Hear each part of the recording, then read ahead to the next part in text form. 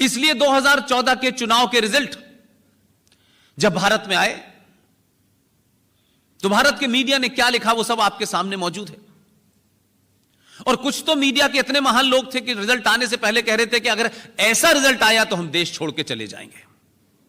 अभी तक नहीं गए। लेकिन जो क्रक्स है वो क्या है? 2014 के रिजल्ट का कौन सी पार्टी जीती, कैसे जीती, ये बहुत छोटा करके उसको आंकना है। इसीलिए मैंने कहा कि आपके दौर में जब संचार क्रांति है, जब कम्युनिकेशन का दौर है, आप सेकंडों में पूरी दुनिया से कनेक्ट हो जाते हैं। आप अपने मन की बात आज कह पा रहे हैं। क्या वजह है कि भारत के left media, right media, central media, ऐसा media, Hindi media, Urdu media, कोई वो बात क्यों नहीं कहना चाहता? न मंच से कहना चाहता है, न लिखना चाहता है। आप कोई बात एनालिसिस करें, वो मेरे अपने हक में जाए या न जाए, लेकिन बात सच होनी चाहिए। लेकिन हम अपने कद को और अपनी शख्सियत को पहले आगे रखते हैं, फिर सच को गढ़ते हैं। यह विडंबना है हमारी। लिहाजा 2004 के चुनाव के बाद दुनिया की सबसे पुरानी डेमोक्रेसी ने, उस मुल्क के एक अखबार ने अपना एडिटोरियल लिखा। और देखिए, उनका कोई एजेंडा भारत में हो सकता है, कई किस्म के एजेंडे हो सकते हैं, लेकिन फिर भी इतनी ईमानदारी कम से कम एडिटोरियल पेज पे तो दिखाई उन्होंने।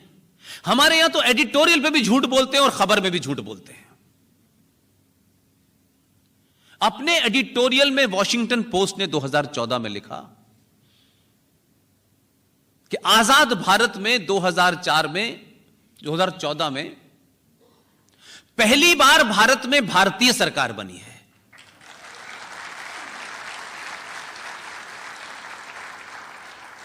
तो क्या इससे पहले भारत के लोगों की सरकार नहीं थी? क्या वजह थी कि आपके अपने ही देश के लोग जो सत्ता में आ रहे थे, लेकिन वो अपने नहीं लगते थे? समय समय पर जिस किस्म की राजनीति इस देश में हुई है, कुछ लोगों ने प्रधानमंत्री बनते ही एक खास किस्म की टोपी लगाना शुरू कर दी। उनके पास कम समय था, वो जल्दी में थे, तो उन्होंने टोपी नहीं लगाई, बल्कि एक गैर इस्लामिक काम किया। और इस्लाम के मानने वालों ने उनसे सवाल नहीं किया, क्योंकि इस्लाम के नाम पे कुछ झूठ, फरेब, गलत भी अगर मिल रहा है तो रख लो। 57 देश हैं, इस्लाम से चलते हैं, इस्लाम के मानने वाले रहते हैं। आपको वहां रुकने बसने की इजाजत नहीं है। लेकिन यह पहला हिंदुस्तान का सेकुलर रिपब्लिक देश है कि राजनीति की महत्वाकांक्षा और सत्ता में बने रहने की लालसा ने लोगों को मोहम्मद साहब के जन्मदिन भी मनाने के लिए छुट्टी घोषित कर दी है। मोहम्मद साहब किसी के पैगंबर हैं, उनकी शान में गुस्ताखी नहीं होनी चाहिए,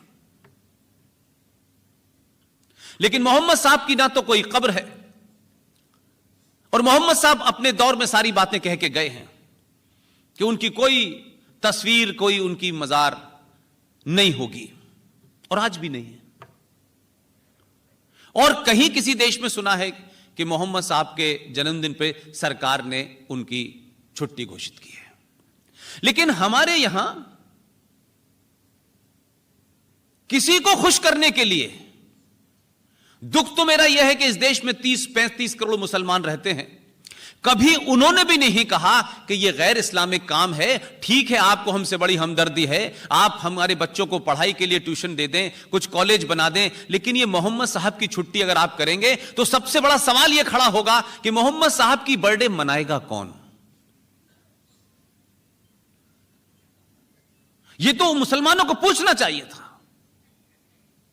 क्या मोहम्मद साहब की बर्थडे या उनका जन्मदिन उनके दामाद के कातिल बनाएंगे, उनकी बेटी के हत्यारे बनाएंगे, उनके नवाजों के हत्यारे बनाएंगे या अली बनाएंगे? कौन मनाएगा पहले यह तो तय हो जाए। लेकिन छुट्टी का एक पॉलिटिकल मैनिफेस्टेशन है, वो छुट्टी करके चले गए और ना ही किसी ने इस पे फतवा जारी किया कि यह गैर इस्लामिक है, यह नहीं होना चाहिए। वो लोग फतवा इसलिए जारी नहीं कर पा रहे कि ना तो उनका मुसल्लत ईमान है और ना वो सही माने में मुसलमान है।